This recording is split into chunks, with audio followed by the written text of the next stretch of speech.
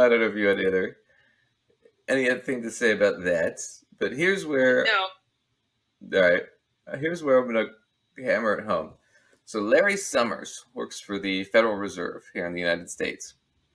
And the Federal Reserve, whether or not you know this, we've covered this before. There are two big things is they want to keep inflation down or, around whatever it is, 3%. And inflation's been high since COVID, which is expected when you have supply chain issues. And they want to keep unemployment down to a certain level, right? Now, Larry Summers pretty much admits the game here about what's more important. And I'm going to go through this. It's two videos, but we'll go through what it is. But here's Larry doing an interview at Davos. Global Wall Street has all come here to Davos, and another topic of our conversation is the economy overall, where we are on inflation and the likelihood of recession in the United States and, for that matter, around the world. You've been warning about the possibility of recession for some time, even saying it's more likely than not. At the same time, things have been getting a little better on some of the eco numbers. Where are you right now? I'm still cautious, David, but with a little bit more hope than I had before. Soft landings are the triumph of hope over experience, but sometimes hope does triumph over experience. And we have seen some slowing of inflation indicators. At the same time, we've seen continued strength. And that's got to be what we all want to see. I still think it's going to be hard because we need a substantial amount of disinflation that goes beyond volatile components receding. But you have to recognize that the figures are better than somebody like me would have expected. Okay. So in layman's terms, sorry about that.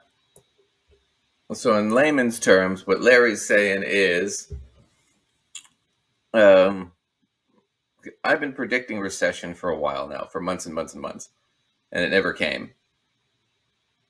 And part of why we keep jacking up the interest rates is because we're worried about inflation, right? The negative to jacking up the interest rates is it causes more unemployment, typically, when you do that for long periods of time. And then the other thing it does is it causes it to shrink the labor market because businesses can't borrow as much as a whole, right? So it ends up shrinking the demand for labor. So now it gives businesses more leverage over labor.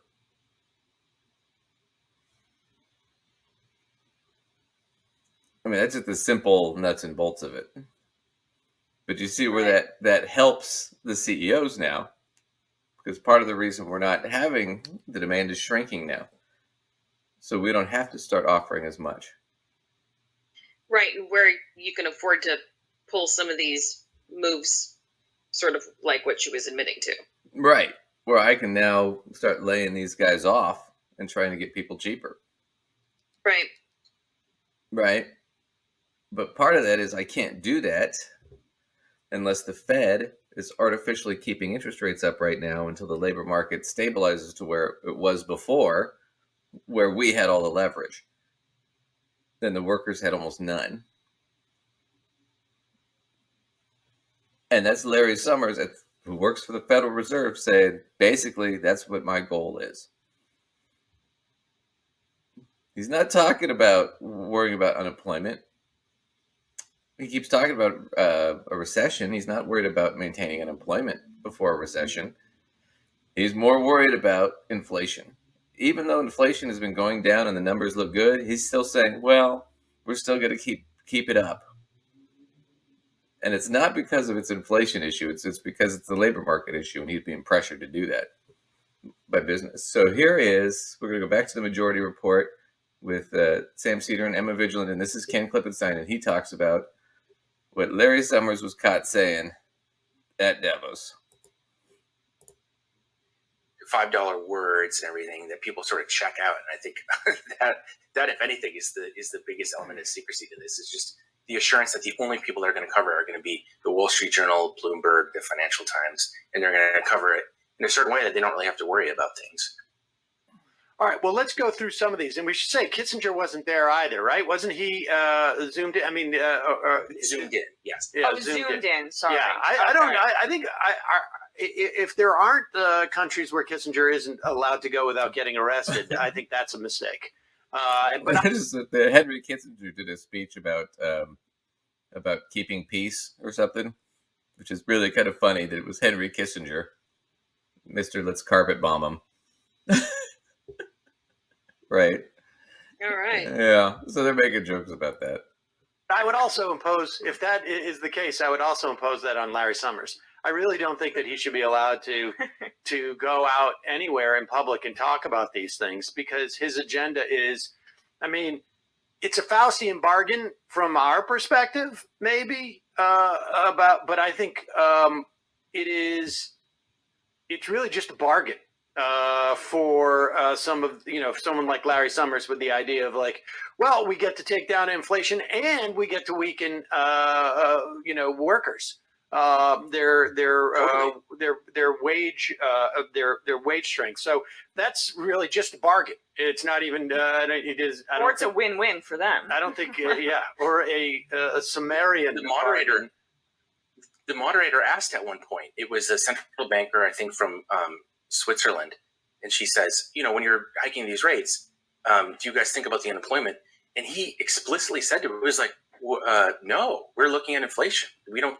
You just said like that's not really our job. Like we don't really care about that. And if you look at and that's kind of the point I wanted to get to, is it is their job to look at unemployment, but that's not their goal right now, because that's not where the interest is. Right. And so what it ends up being is this is how the balance gets. You get to a situation like COVID, and a silver lining from that is the balance shifts where workers now have more leverage, and you start to see more people unionizing, asking for higher wages, quitting their dead-end jobs, right? Trying to go off and start their own businesses or getting better jobs.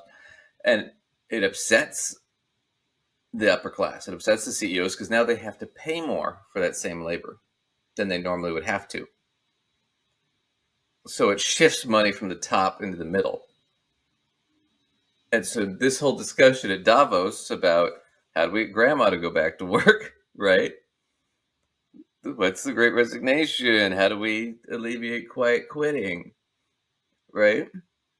All this stuff that they're talking about, and interest rates, at the end of the day, what they're really talking about is how do we get control of the labor market so we control the wages, not them. Right. But at the end of the day, that's what's freaking them out.